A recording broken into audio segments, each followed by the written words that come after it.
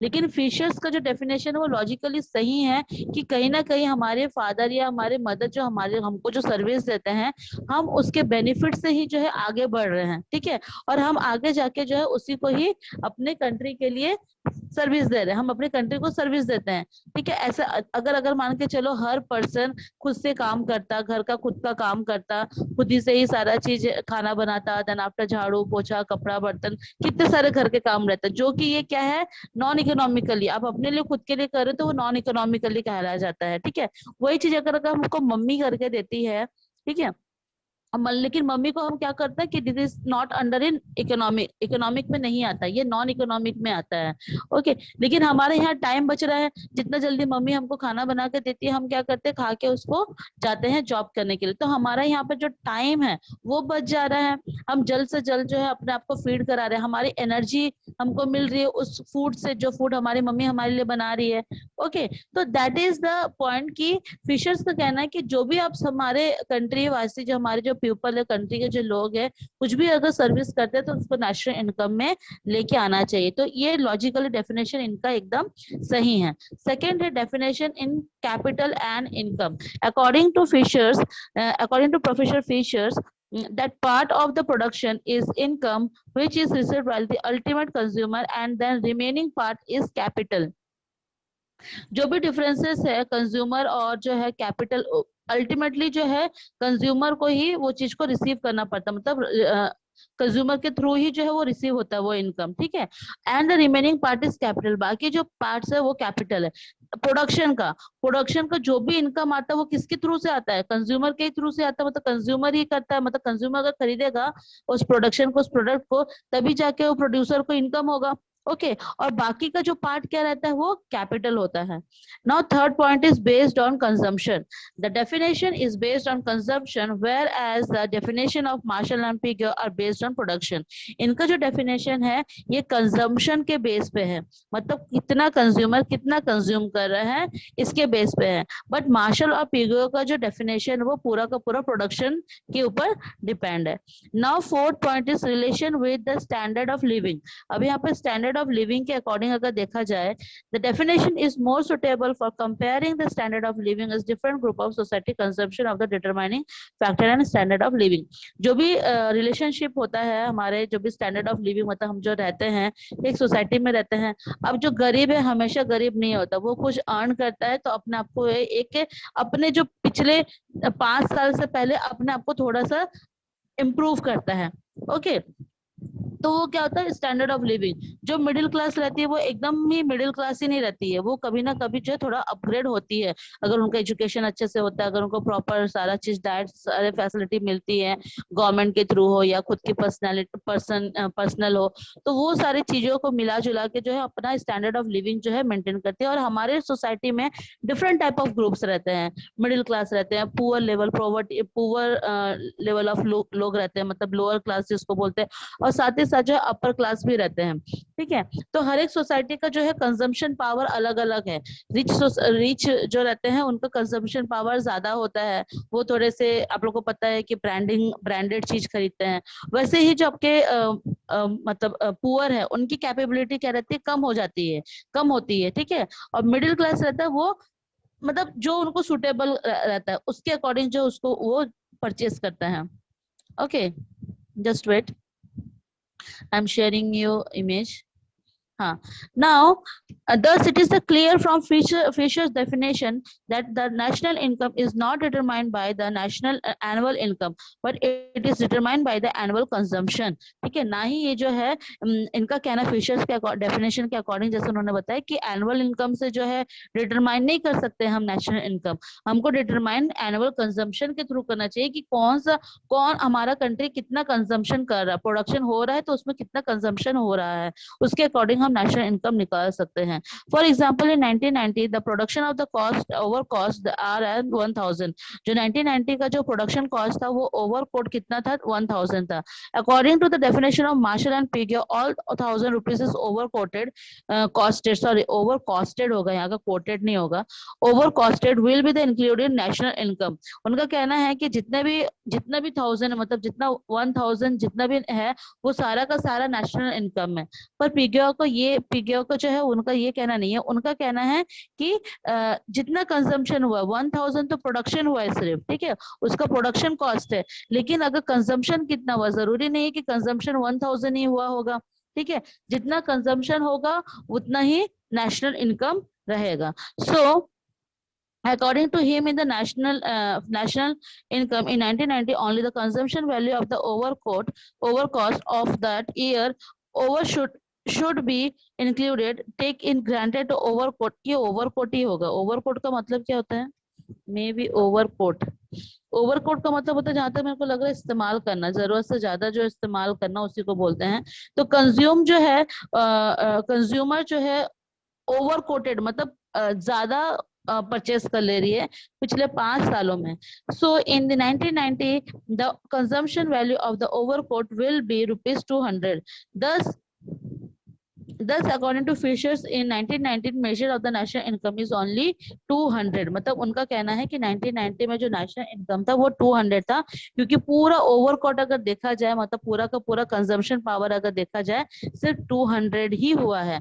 1000 का सिर्फ प्रोडक्शन हुआ है, लेकिन उसमें से सिर्फ 200 जो है कंजम्पशन हुआ है, तो 200 जो है वो नेशनल इनकम है। Then after 200 should be added and not 1000 rupees.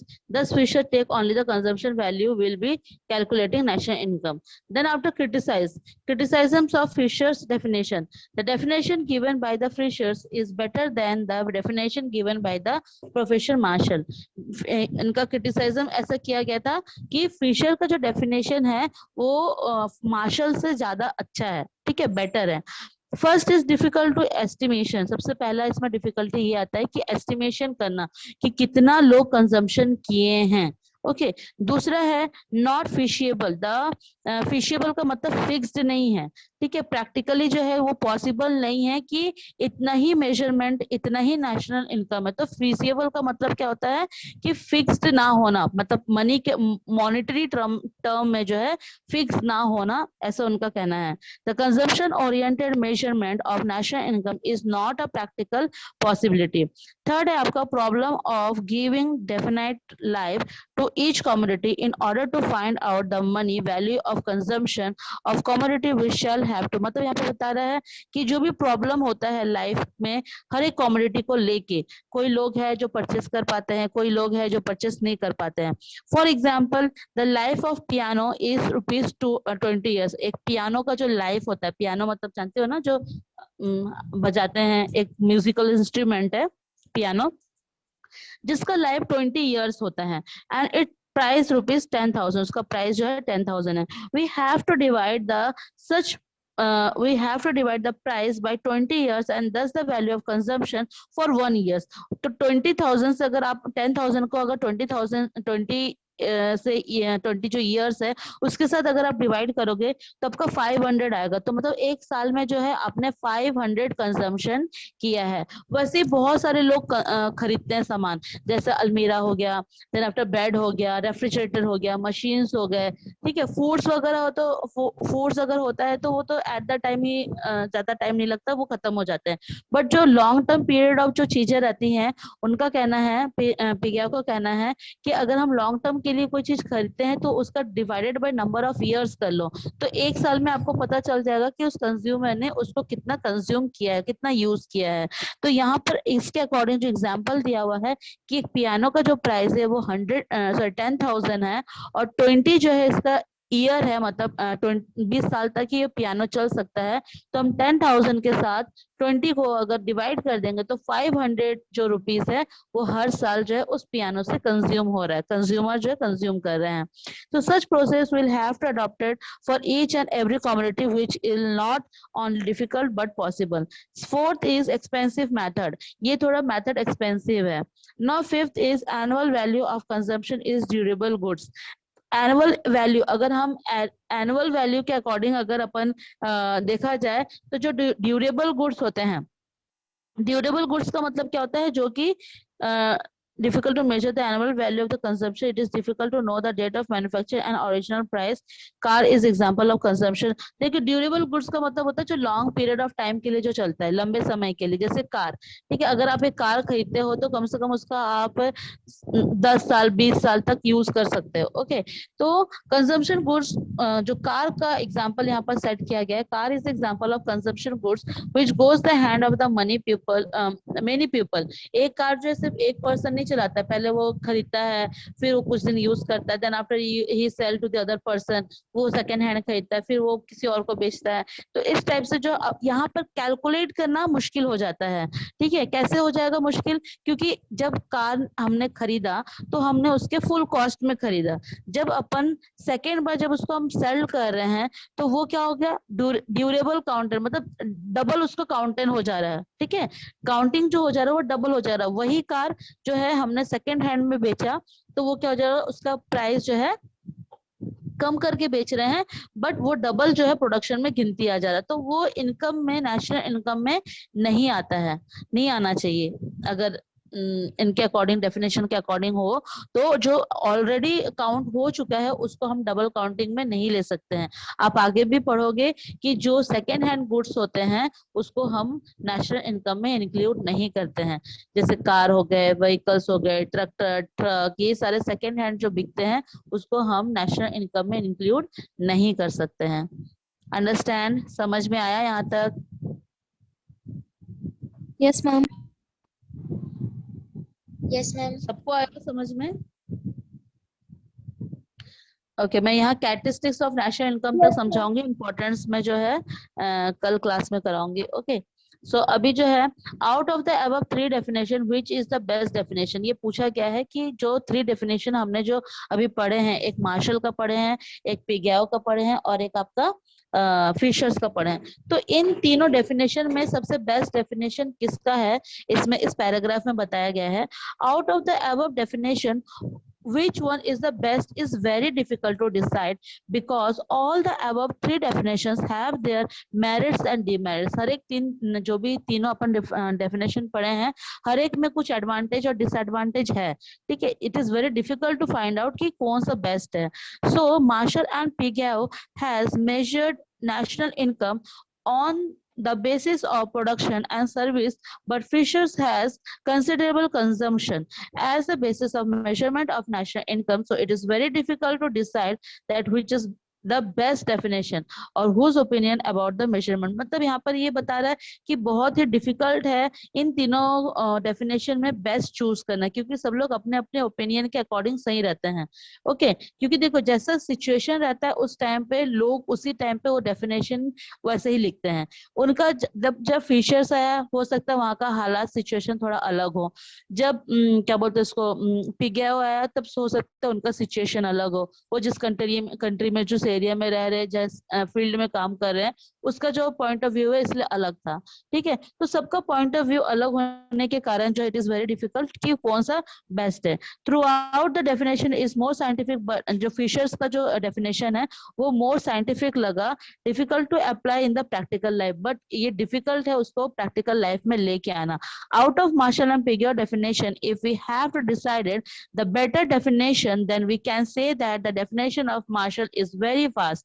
जो मार्शल का डेफिनेशन है वो बहुत ही वास्ट है, and from theoretical point of view it is scientific. अगर देखा जाए मार्शल के पॉइंट ऑफ व्यू से, साइंटिफिक व्यू से वो सही भी है, but definition of figure is better from the practical point of view, but it is easy measure national income by this definition. जो फिगर का जो डेफिनेशन है उसका definition practical point of view से सही भी है, और साथ ही साथ जो नेशनल इनकम के अकॉर्डिंग जो डेफिनेशन जो मेजर किया गया है वो भी सही है। So we can conclude that the definition of figure is workable and convenient for the economist for measurement of a national income.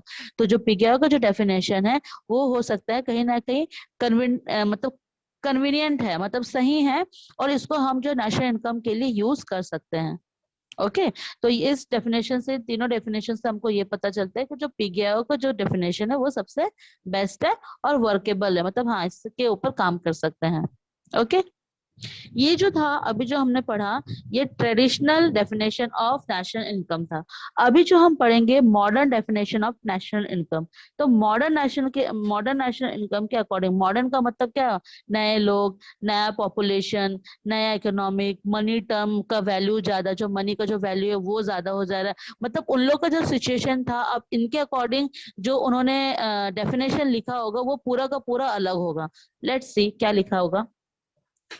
Modern view of national income, definition of Simons Knudsen has defined national income as the net output of commodity and services falling during the year from the country production system in the hand of the ultimate consumer. Similarly, according to Indian National Income Committee, a national income system estimate the volume of commodities and service turn out during the given period counted without duplication।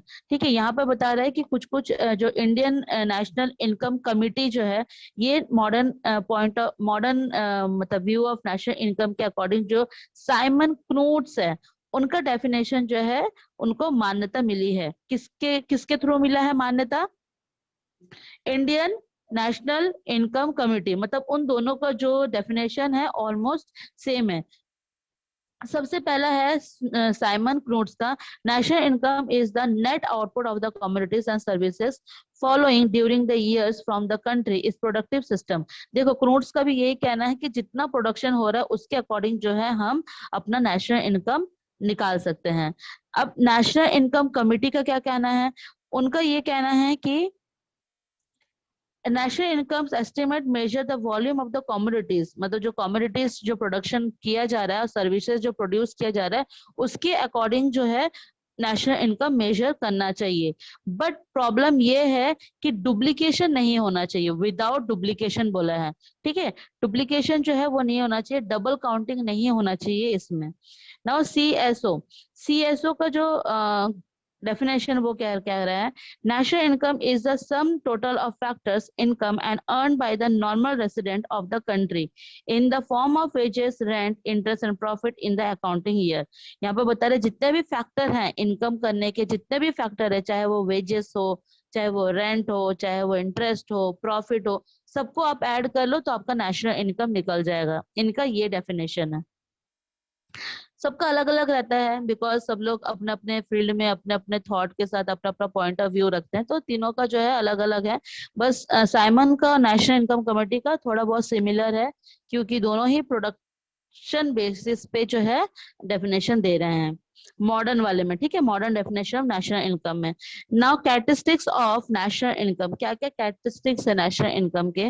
First है the following are the characteristics of national income. First is national income is a sum of total production of goods. देखो ये एक formula की तरह है कि total जितना भी टोटल प्रोडक्शन हो रहा है गुड्स और सर्विसेज का पूरे साल भर में, वही हमारा नेशनल इनकम कहलाता है। सबसे पहला पॉइंट यही बता रहा है कि जितना हमारे कंट्री में प्रोडक्शन हो रहा है, चाहे वो गुड्स का हो चाहे वो सर्विसेज का हो, जितना भी प्रोडक्शन हो रहा है वो हमारा क्या है, नेशनल इनकम है। दूसरा बता रहा है national income is the indicator of aggregate economic development. ठीक है, जो भी नेशनल इनकम है वो इकोनॉमिक डेवलपमेंट, एग्रीगेट का मतलब होता है एवरेज, एवरेज इकोनॉमिक डेवलपमेंट की तरफ इंडिकेट करता है। हमारा नेशनल इनकम जो है वो एवरेज इकोनॉमिक, मतलब बहुत ज्यादा इंक्रीज नहीं है, बहुत ज्यादा डिक्रीज भी नहीं है, एवरेज तौर पे जो है हमारा इकोनॉमिक, नेशनल जो इकोनॉमिक है वो ग्रोथ कर रहा है। Then third is national income is the sum of the value of goods. वही सेम चीज बोला, देखो फर्स्ट पॉइंट और third point both are same, कोई भी वैल्यू, कोई भी डिफरेंस नहीं है।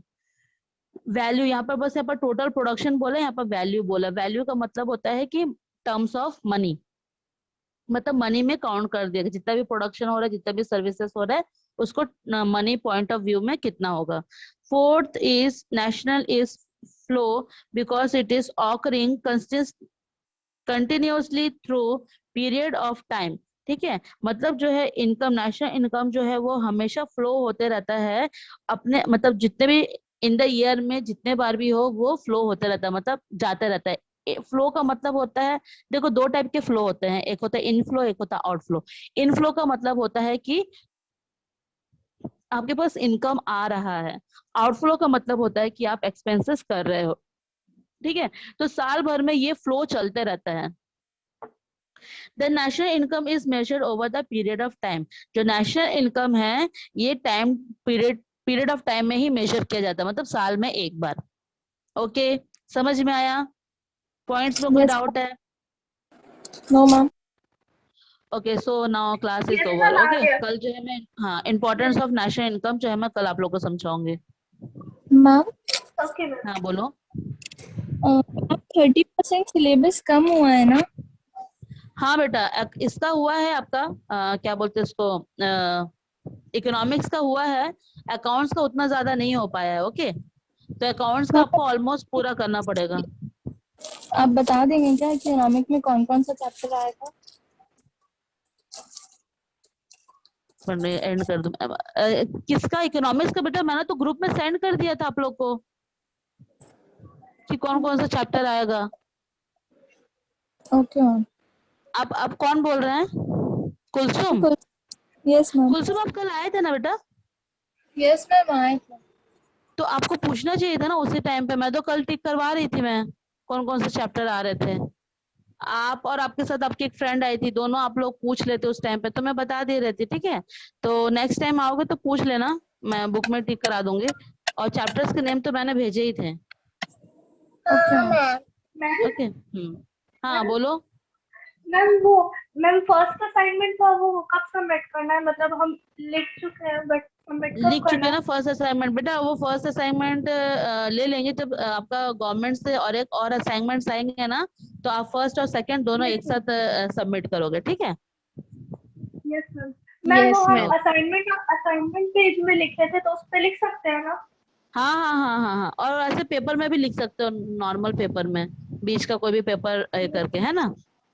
Yes ma'am. यस हम्म, थैंक चलो यू मैम। ठीक है। ओके ओके बेटा, now class is thank you over. Ma'am.